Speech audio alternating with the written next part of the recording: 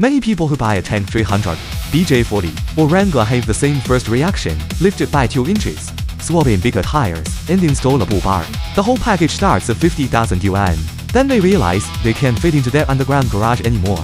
Fuel consumption goes up by 3 units. Their wives complain that getting in is a struggle, and their kids can't climb into the back seat. Today, let's talk about a different approach. No lift, no extreme modifications. Let's make this rugged off-roader suitable for daily commuting and picking up the kids and take you off-roading on weekends. First, let's clarify a point. 90% of off-roaders don't need a lift kit at all. The stock suspension travel and ground clearance are already sufficient for most unpaved terrain. Lifting the vehicle raises the center of gravity, changes the drive shaft angle, and increases load on the head shafts, which actually reduces on-road stability and durability. By skipping the lift, you save tens of thousands of yuan while retaining the stock handling and fuel efficiency. So where should you spend that money? 4 areas. First, tires. This is the most direct and worthwhile investment for improving off-road performance.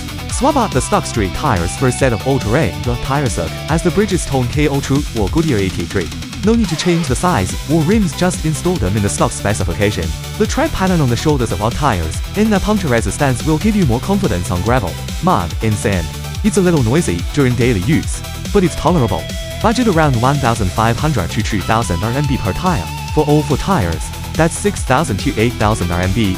Second, underbody skid. Plate stock vehicles often have plastic skid plates or exposed oil pans and transfer cases underneath. Spend 2,000 to 3,000 RMB to install a set of magnesium aluminum alloy or steel underbody skid plates to cover the engine, transmission, transfer case, and fuel tank. This money is spent on parts you can't see. But when you're riding over rocks and bumps, the skid plates make a climb and take the brunt of the impact for you, then you'll know it was worth it. Third, lighting upgrades. Stock LED headlights are sufficient in the city, but in unlit wilderness areas or during rain and fog, the illumination is still lacking. You can add a pair of popular spotlights or hidden grille lights. Budget 1,000 to 2,000 yuan. Make sure to choose ones with a cutoff line and don't use them in the city. Save them specifically for off-roading and long-distance trips. Fourth, functional accessories, such as a trunk drawer or storage rack. Keep small tools, toy ropes, and air pumps neatly organized. For example, add a removable cargo basket to the roof box to store a spare tire, fuel can, and tent during camping trips. Or a tailgate step tool, make it easier to access items on the roof.